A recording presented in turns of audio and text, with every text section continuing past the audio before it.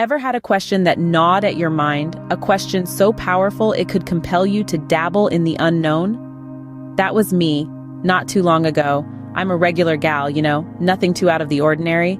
But this question, it just wouldn't let go.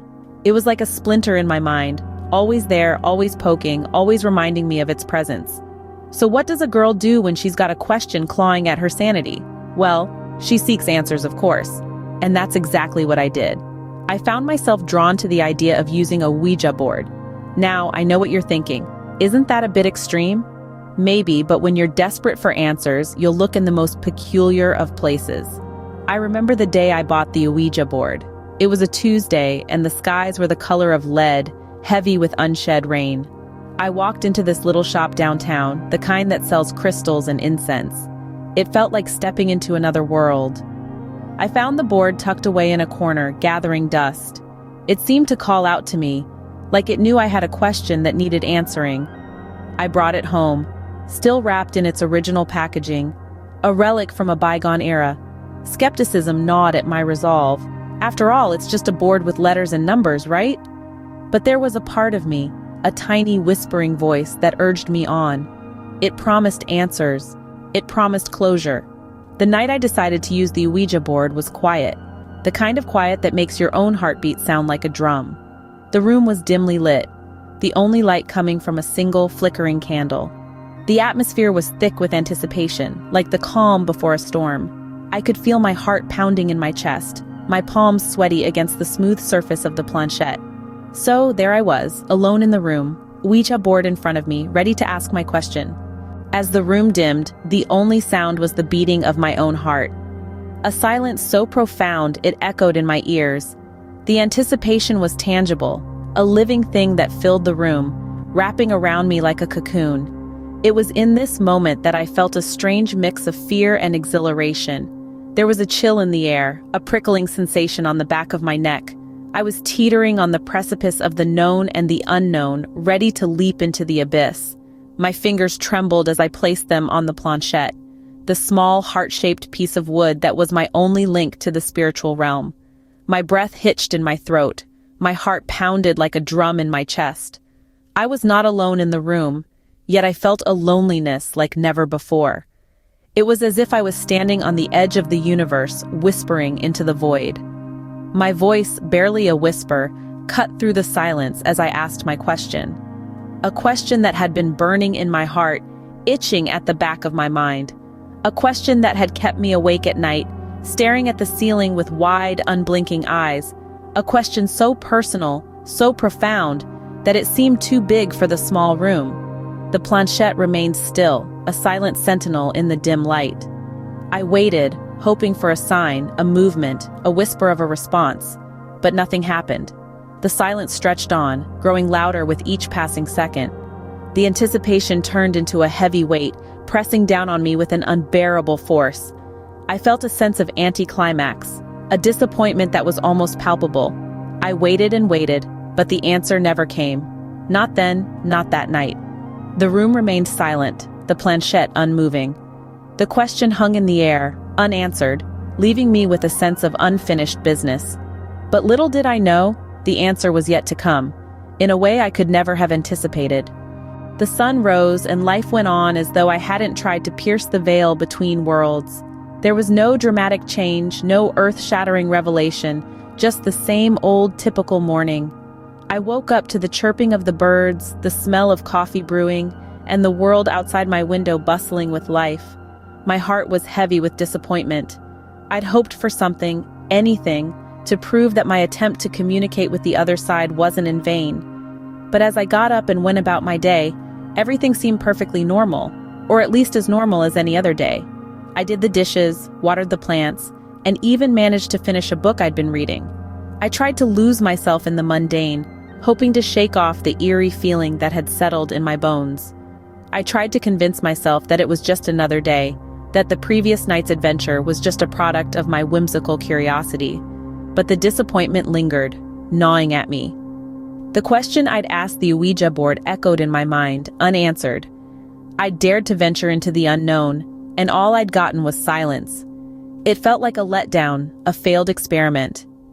I spent the afternoon tidying up the house, trying to distract myself.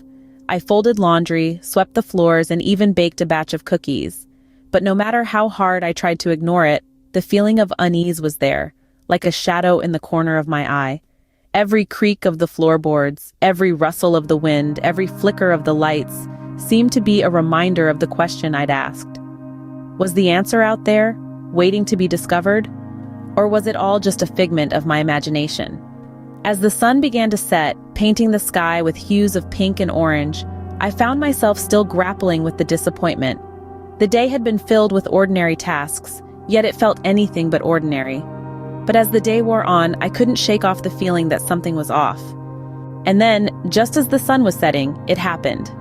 As the day was bidding goodbye with a cascade of hues, I received my answer, not through the Ouija board as one might expect, but in a way that was entirely unforeseen. I didn't hear a whisper in the wind, nor did a spectral figure materialize before me. No, it was a much subtler, yet more profound revelation. It was as if the universe itself was responding, answering my question in its own cryptic way. I was sitting on the porch, sipping my lemonade, lost in the labyrinth of my thoughts. Suddenly, a robin perched itself on the branch of the old oak tree in my yard. It was a sight to behold, the delicate creature against the backdrop of the setting sun. It sang a melody, a tune that was strangely familiar yet eerily unknown. As the melody filled the air, I realized it was my answer. The song wasn't just a song, it was a message, a sign. I know it might sound outlandish, but in that moment, it felt as real as the ground beneath my feet. The answer wasn't spelled out in letters on a board, but it was there, in the song of a robin, in the dance of the leaves, in the setting sun. It was everywhere and in everything. It was a reminder that answers don't always come in the form we expect. They are not always clear-cut, and they certainly don't always come from where we think they will. The universe has its own way of communicating, its own language, and if we listen closely, if we pay attention to the signs, we can hear its whispers, we can decode its messages. The realization was both unsettling and comforting.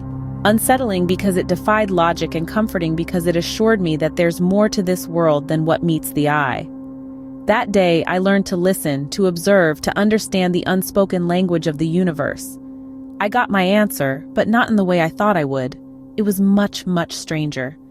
The world looked different, felt different. I had my answer, but at what cost? Imagine waking up to a reality that's been altered, tainted somehow. It's like living in a painting you've admired for years, only to realize the artist had been using a palette of shadows all along. That's how it felt, the morning after. I had my answer, yes. It sat heavy in my heart, a stone of truth that I had sought and now had to bear. What was once a burning curiosity had turned into a chilling revelation. A revelation that came not from a friend, a mentor, or a book, but from an entity that existed beyond the veil of our understanding. I had been so consumed by my need to know, to quench my thirst for answers, that I had forgotten to consider the source of that knowledge. The Ouija board, a simple piece of wood and plastic, had become a bridge to a realm unknown. A realm that held answers, yes, but also questions. Questions we may not be ready to confront. It's one thing to ask a question, quite another to face the answer. The truth, they say, can set you free, but it can also bind you, trap you in its unyielding grip. In my search for answers, I had opened a door that maybe should have remained closed. Now I was left with a different question. A question that wasn't about the past or the future, but about me.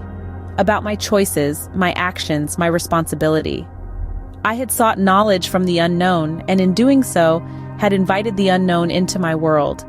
It wasn't just about the answer anymore. It was about the aftermath, the consequences of seeking answers from a world that we are yet to fully understand. And so, I sit here, my question answered, but a new one forming in my mind. Was it worth it? And more importantly, what happens now? Y'all, we're wrapping up here, but don't you go anywhere just yet. Show some love, hit that like button. Fancy more content like this? Go on, subscribe and let that bell icon ring so you won't miss a beat. Thanks for tuning in, and remember, sharing is caring. Until next time, stay tuned.